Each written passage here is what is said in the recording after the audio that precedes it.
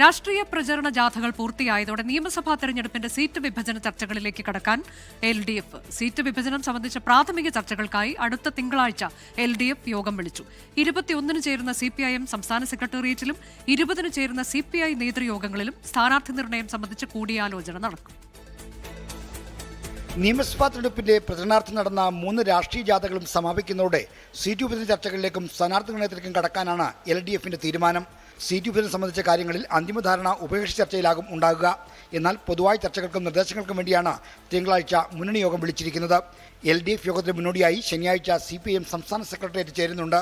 മുന്നണിയിലെ സീറ്റ് വിഭജനം എങ്ങനെയാകണമെന്ന് സംബന്ധിച്ച ചർച്ചകൾ CPIM സംസ്ഥാന സെക്രട്ടേറിയറ്റിൽ നടക്കും. ഘടകകക്ഷികൾക്ക് കഴിഞ്ഞ തവണ മത്സരിച്ച അത്രയും സീറ്റുകൾ തന്നെ നൽകാനാണ് സാധ്യത. എന്നാൽ തൊണ്ടി മുതൽ തിരിമറി കേസിൽ ശിക്ഷിക്കപ്പെട്ടതോടെ അയോഗ്യനായ ആന്റണി രാജുവിന്റെ പാർട്ടിക്ക് സീറ്റ് നൽകുമോ എന്നതാണ് ആകാംക്ഷ നടത്തുന്ന കാര്യം. സ്ഥാനാർത്ഥി നിർണയം സംബന്ധിച്ച ചർച്ചകൾക്കായി വെള്ളിയാഴ്ച CPI നേതൃയോഗങ്ങളും ചേരുന്നുണ്ട്. 3 ടേം നിബന്ധനയിൽ ഇളവ് നൽകുന്നതും യോഗത്തിന്റെ അജണ്ടയിൽ വരും. 2021-ൽ 25 സീറ്റുകൾ മത്സരിച്ച CPI ഇത്തവണയും അത്ര തന്നെ സീറ്റുകൾ മത്സരിക്കാനാണ് തയ്യാറെടുക്കുന്നത്. ചില സീറ്റുകൾ വെച്ചുമാറണമെന്ന നിർദ്ദേശം പാർട്ടിക്ക് മുന്നിലുണ്ട്. അതും വെള്ളിയാഴ്ചത്തെ നേതൃയോഗത്തിൽ ചർച്ചയായേക്കും. 24 തിരുവനന്തപുരം. ലോകത്തെവിടെയായാലും ഏത് സമയത്തും 24 വാർത്തകളും ഓഗ്മെന്റഡ് റിയാലിറ്റി പാക്കേജുകളും എക്സ്പ്ലെയിനറുകളും വിശദമായി കാണാൻ ഞങ്ങളുടെ YouTube ചാനൽ നിങ്ങൾക്ക് സബ്സ്ക്രൈബ് ചെയ്യാം.